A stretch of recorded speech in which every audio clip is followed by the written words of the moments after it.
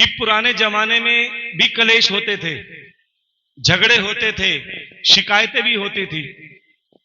किसी बेटी को अगर ससुराल में कोई शिकायत होती थी ना अपनी सासू मां से,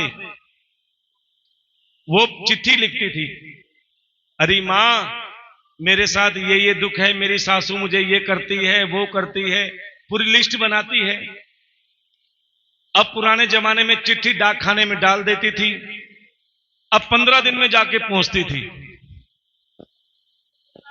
अब मां पढ़ती थी, अब मां भी लिखती थी, बेटी चिंता मत कर, जैसे संभाल ले, जरूरत पड़े तो मैं आ जाऊंगी। अब 15 दिन वो भी आने में लगते थे,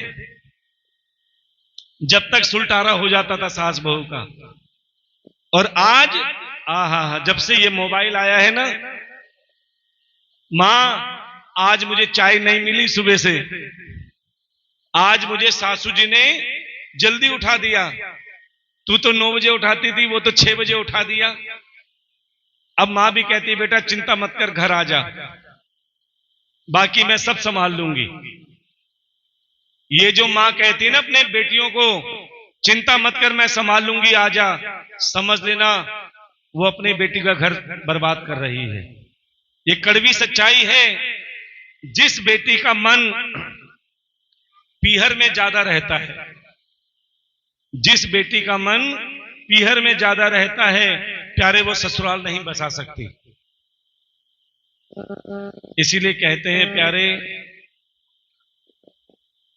कि बहू की भी कदर करो और बेटी की भी कदर करो।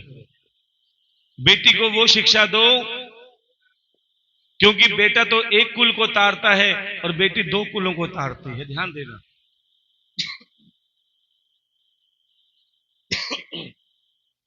कि एक बार हमारे पास सब आती हैं, ध्यान देना, बहुएं भी आती हैं तो सासू जी भी आती हैं।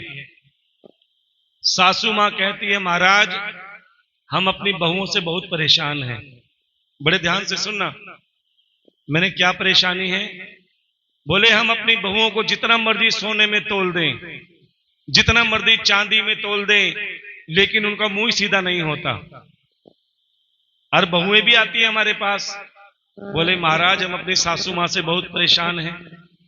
हम उन्हें समझाते हैं, अरे क्यों बेटा ऐसे कहती है, तुम्हारी सासू तो तुम्हें सोने में तोलती है, चांदी में तोलती है, फिर भी तुम्हारा मुंह सीधा नहीं होता। बहू रानी कहती है महाराज एक बात बताएं, ना हमें सोने से प्रेम है, सोना